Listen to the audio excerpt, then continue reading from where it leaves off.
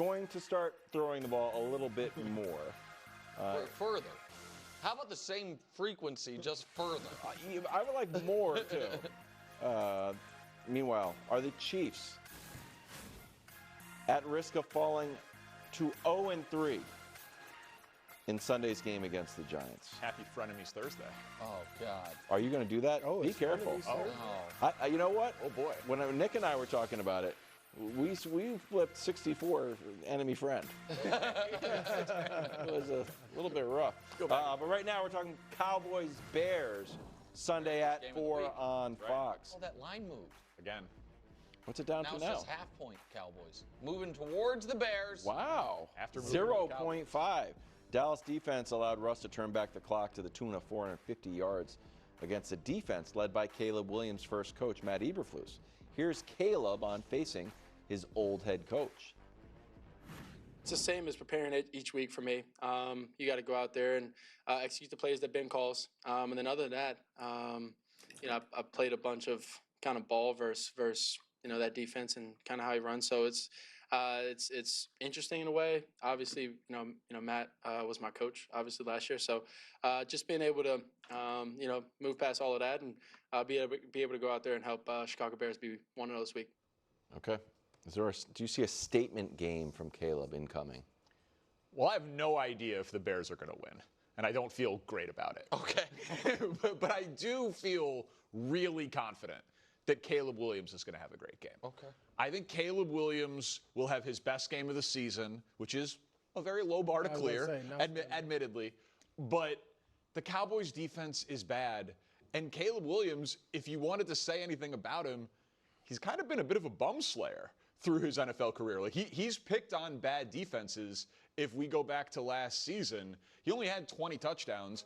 10 of them were in the 5 games against the bottom 10 scoring teams that he played last year. That passer rating was higher than his season average. The points per game was higher than his season average. The touchdown to interception ratio was actually exactly in line with what he did for the whole year. But again, it was only 5 games, and he had half of his touchdowns against it. And the Cowboys' defense this year, we've all watched it, through 2 games, anyone's been able to get anything they want on this Cowboys defense. Like Jalen Hurts completed 82% of his passes. Russell Wilson threw for 450 yards, 473 total, second highest passing total of Russ's career. The Bland injury, not much of a pass rush, a banged up secondary. They could lose, but I'll be shocked if Caleb has a bad game. Well, I'm not sure if you know it, but what you just said plays right into my answer. Oh. A statement game is not possible. For Caleb? Yeah. He can go out there and throw for 350. So? I would love to see It'd be nice. Wait a minute. But but here's Please my point. allow me to be happy on Monday if he throws for 350. If he throws for 350, that's fine. But by statement game, it's like he's arrived. He is that guy. We're not going to say that after. He hasn't done enough for us to say after one game. I agree. Particularly against the Cowboys defense when we saw what Russell Wilson did. Jalen Hurts played well against him. So it would be nice to see him. The bigger statement would be if he doesn't play well at all. Like if he's garbage, then it'll be like, wow, against that defense. Secondly, as you said, why a statement game is impossible. Because he hasn't built up enough. Like, if he had been playing well before and then comes out with a great, we would be like, okay, he's arrived. There's nothing he can do that makes us say, that was it. No, but he can take a huge step, don't you think? I think he can. This is the thing. He had some great games last year. Not Detroit, obviously not a bum. He had 3 touchdowns. Yeah. Who was the team? He had a great game against the Vikings. Brian Flores. So that's the thing. He's had moments where it was, and those didn't become statement games. I think also though, Brew, because you said that the season now is not about the Bears. It's just about Caleb. They win this game with Caleb playing well, and then week 4 is Vegas, and then week 5 is the bye. Do you not think if the Bears win the game, all of a sudden the season is still on life support? Like, season's not over it would if be they on win life the game. support. And I think he needs a statement month. That's fair. He doesn't need just a statement game. Fair. He needs a statement month. So I agree with you that if they win this game, they feel like we beat the Raiders and we've stabilized, and everything we realistically hoped for this year is still in front of us. You know what I mean? Maybe the wild card is attainable. Right, exactly. Maybe the Packers are 4-0, and so the division's not likely, but everything else is, you know, we can make the playoffs, whatever it is. So I agree with that piece, but they have to win this game for that. As far as Caleb, this is where I would be. I felt like he was better in week 2 than he was in week 1. And I thought in week 1, he was better in that game than he was in the median game from last season. You know what I mean? Like, because it started so well, it obviously got away from him a bit, but I didn't think he was horrible.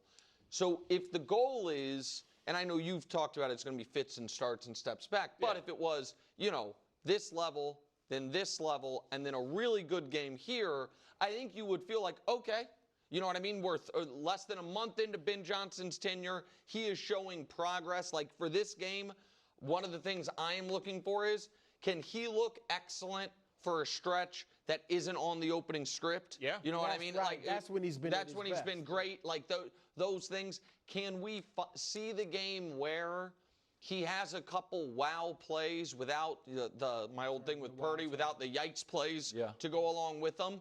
I think those are all steps, and I do think it is a good point that maybe unfairly there is more outcomes that result in major concern than like major relief, in that because of who they're playing, if it goes poorly for the Bears, I'm only talking about when the Bears have the ball. You know what I mean? I'm not, the Bears defense is a separate thing that might be their undoing to begin with. And I'm also really interested in a storyline we haven't talked much about, but Caleb alluded to it, in this, he is going up against the defense of his former head coach, and his head coach is going up against the quarterback who he knows all the tendencies one can know from a player from coaching him for 12 weeks or however long he did, and who has the edge. Like, does Caleb's experience make him better prepared than he normally would be, or does Eberflus's knowledge about what Caleb's good and bad at? I assume it's Eberflus. Well, I'm certainly hoping that Ben Johnson can outcoach Matt Eberflus. Like, I'm very much hoping for that. Can I play this quote for you? Because I want to be positive about Caleb and Ben Johnson, because I feel like the pendulum has swung. And then I heard this quote from Ben Johnson, and I was like, ugh, this is a head in the hands quote. Okay. But I want to play it and get your reaction. Take a listen.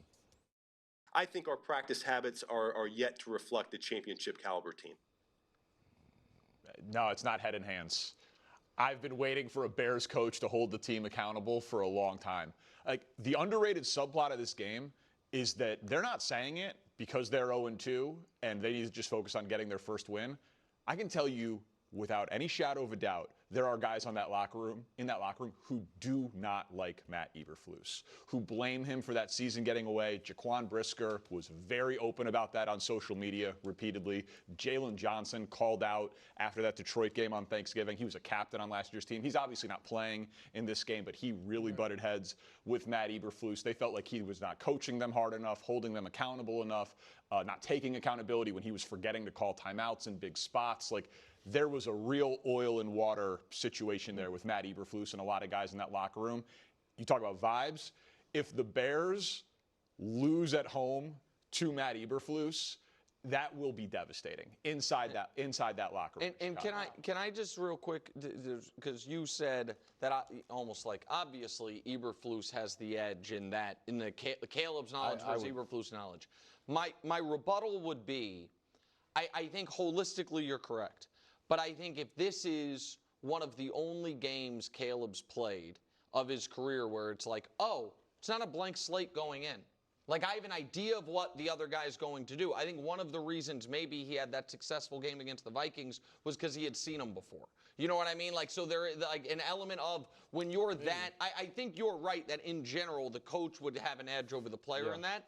But I just think the jump in Caleb going up against coordinators he's never seen, schemes he's never seen versus one he has seen in theory and practice more than any other one might be significant for him.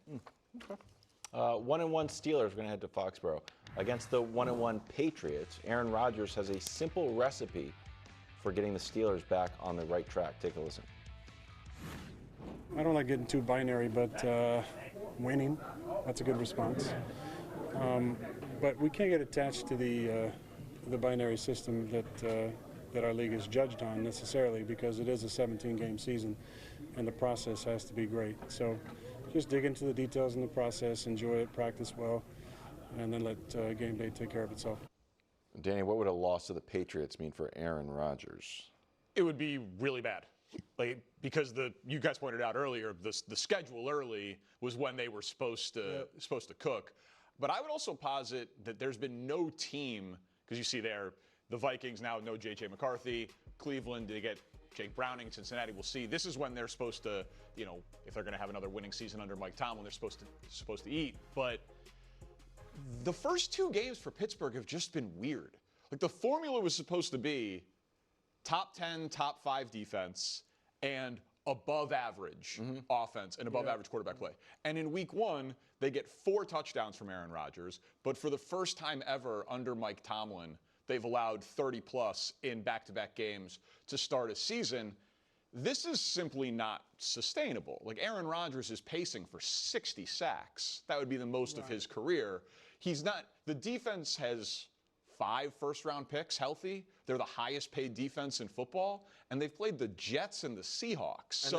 So, like, if the defense doesn't get right against New England, all due respect, not exactly a juggernaut offense, Aaron Rodgers at this stage of his career is not capable of carrying a team to a great season by winning shootouts. Especially if he's limping.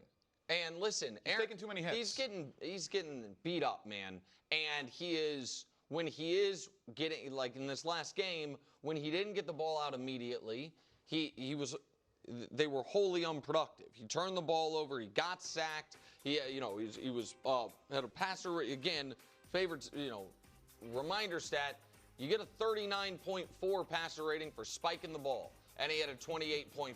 And so, like that to me is likely what's going to happen here. And for me, Brew, what a loss would mean is the season's dead on arrival. Like, because week 1, I think it is fair to say the Steelers are not going to have a top 5 defense this year. I think 2 weeks in, I think if you allow 32 to the Jets. Top 5 is tough. Yeah, and I Could think they have a top 10? Possibly. Yeah, I'm not going to write that off, but I don't think they're going to have using top 5 as placeholder for dominant. So let's say it gets better and they just have a good defense. For a team with just a good defense to then have a good season, you also need a good offense. I don't think they're going to have a good offense. And I think that they will need to significantly change how they're running their offense if they want Rodgers to play all 17 games.